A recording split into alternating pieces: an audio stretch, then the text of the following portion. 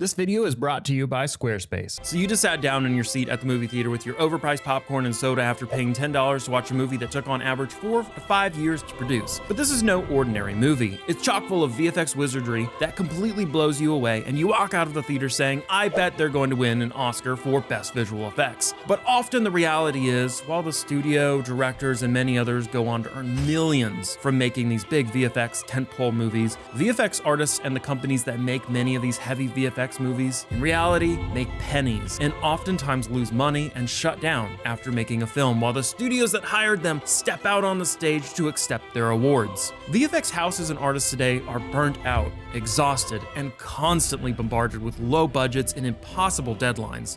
With more and more VFX-heavy movies coming out every month, something needs to be done in the industry to change this, or, as Life of Pi VFX supervisor Bill Westenhofer put it, if we don't find a way to fix the business model, we start to lose the artistry. What exactly is the problem? Well, let us deep dive into how the talented artists behind the many stunning effects shots in movies get disrespected by Hollywood.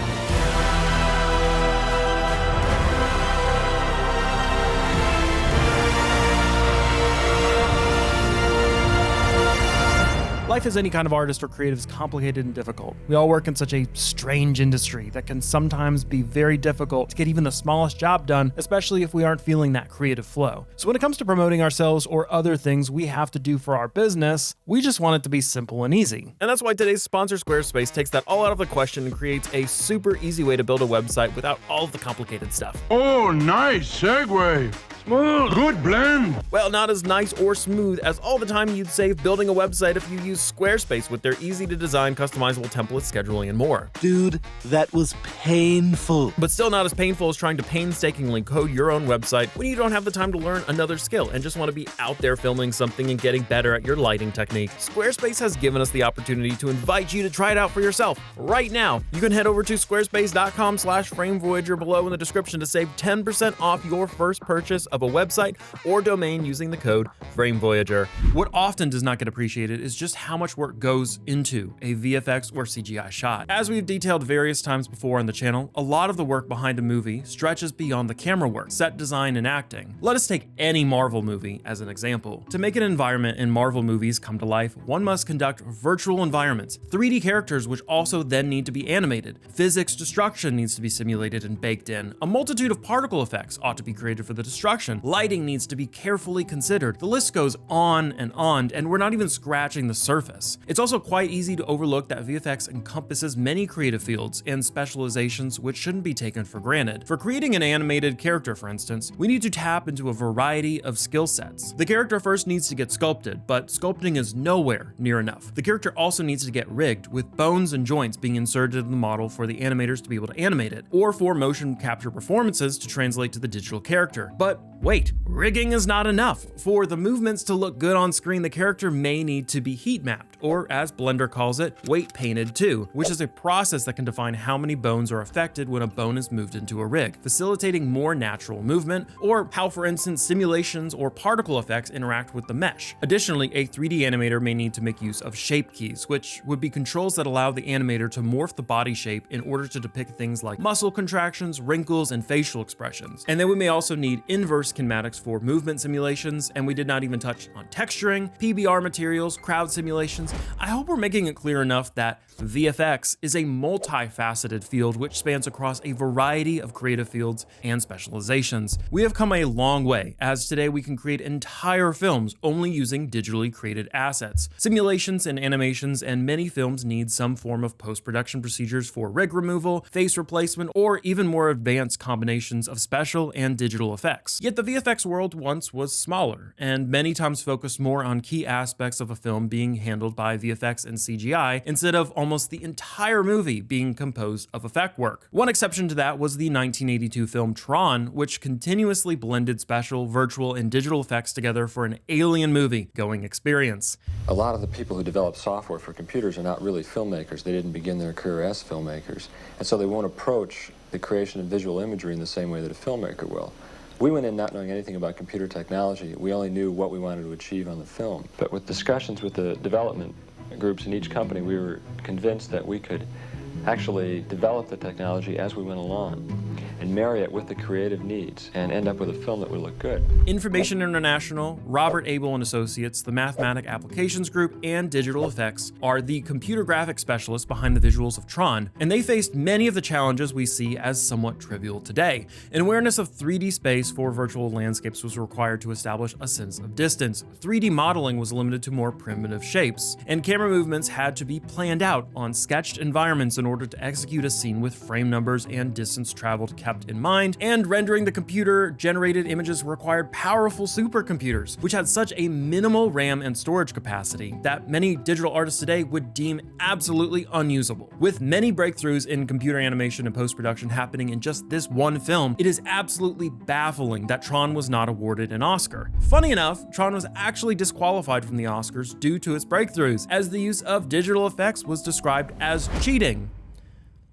Okay, considering the current landscape of VFX in filmmaking today, this is quite ironic. One of the earliest cases of digital effects being used was Westworld, the 1973 movie, in which the vision of the gunslinger was represented through a mosaic blur effect. The effect was achieved by digitizing the captured footage of a scene by converting the image into a sequence of numbers, and then later reconstructing the image into an array of squares or pixels. This method was out of this world for 1973, mainly because it was inspired and copied from how the Mariner 4 spacecraft captured images of Mars and then transmitted them back to Earth. The first image of Mars was then hand-colored based on the number values which the image was encoded into, which kind of reminds me of those little like paint fill-in-the-blank things you used to get as kids. Thanks to NASA's efforts back in 1965, Westworld achieved one of the earliest blends of digital and filmed in a feature-length movie. And of all things, it is a mosaic blur, an effect which nowadays only needs a click and a slider to achieve. We could list many more examples for innovation in VFX, like many tailor-made solutions to problems filmmakers have faced, such as liquefying T-1000 of Terminator 2, the virtual production breakthroughs Industrial Light and Magic and Weta have made over the years, and the first mirroring of photorealistic 3D characters with live action in The Mask. The world of VFX was born from problems that needed solving. Of course, even in modern times, more and more problems inevitably materialize with many plausible solutions. But a big difference between the VFX work of the past and the VFX work in the present is that now digital effects and workflows are taken for granted, while simultaneously being used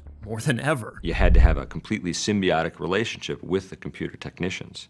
You know, they had never done film, and we had never used computers. You couldn't have all the tools you wanted because you didn't know what tools you would need. It became this process of learning about what the technology could do and then brainstorming the creative side to use it. Nowadays, entire high-budget movie lines are mass-produced and pushed out every year, for which a multitude of VFX houses are employed, who all handle different aspects of post-production, from crowd simulations to explosions to green screen production and roto work, and today much of the work may not be as painstaking as it was 40 years ago. But it evolved far beyond what was considered possible in the 80s. What may not have evolved with the technology, though, is an understanding of post-production workflows from the film industry at large. Artists are rather getting screwed, time and time again. And no one likes getting screwed, but sadly, artists in the post-production industry frequently get pixel.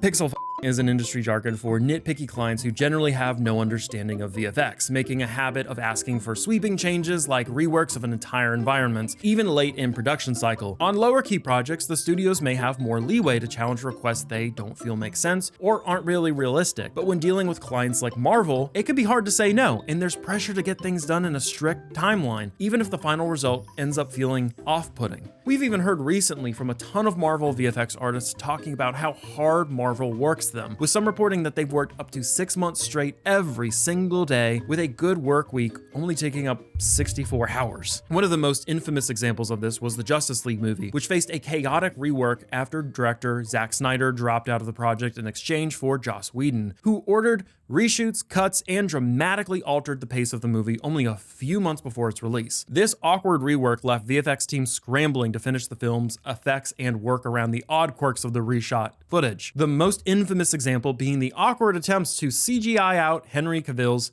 mustache for his reworked scenes as Superman. This is pixel at its worst, and there's really not a better term for it. Thankfully, this story did have a happy ending, as the end product bombed so hard that the original version envisioned by Snyder was greenlit and saw the light of day after all, with almost 1,000 new VFX shots being produced by a team that had the time to get it right. But it just goes to show how bad a phenomenon like this is. Of course, the original Justice League cut had a lot more wrong with it than just the VFX, but it destroyed the watchability of the movie. To understand why asking for reworks can be such a pain, one has to understand that a VFX render is delivered as is, and making edits is far more complicated in comparison to changing video edits or music on short notice. The non-linear nature of video editing and music composition in a DAW enables less complicated alterations, and if a re-render is needed, it takes far less time. Meanwhile, a VFX or CGI render is more akin to something that is recorded on camera, as alterations are best done while a scene is being composed and not after.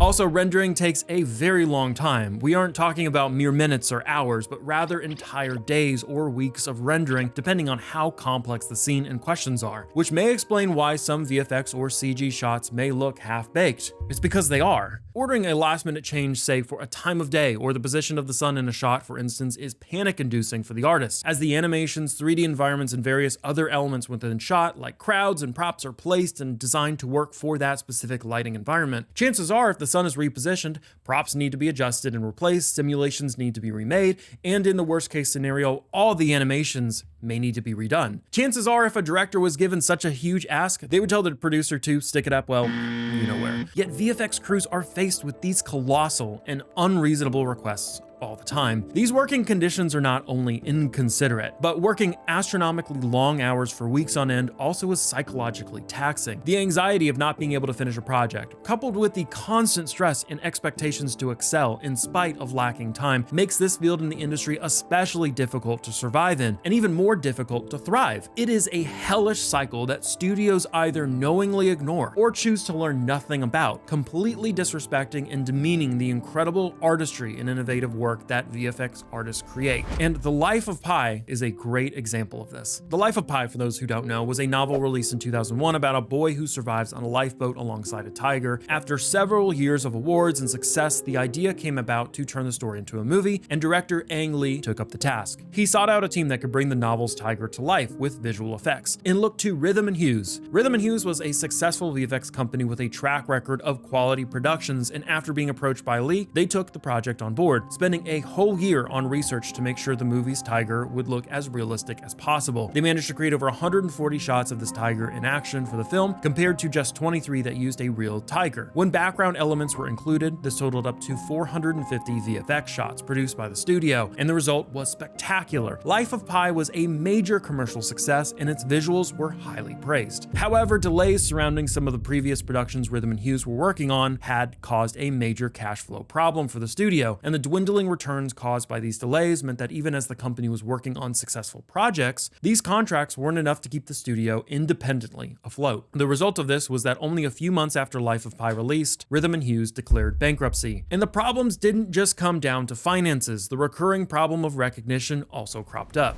My children, Christopher, Thomas, Alexander, and Samantha, thank you for inspiring me every day. For my mom and dad, thank you for telling me I could do any crazy career choice I wanted. Finally, I want to thank all the artists who worked on this film for over a year, including Ryhthm and Hues. Sadly, Ryhthm and Hues is suffering severe financial difficulties right now. I urge you all to remember.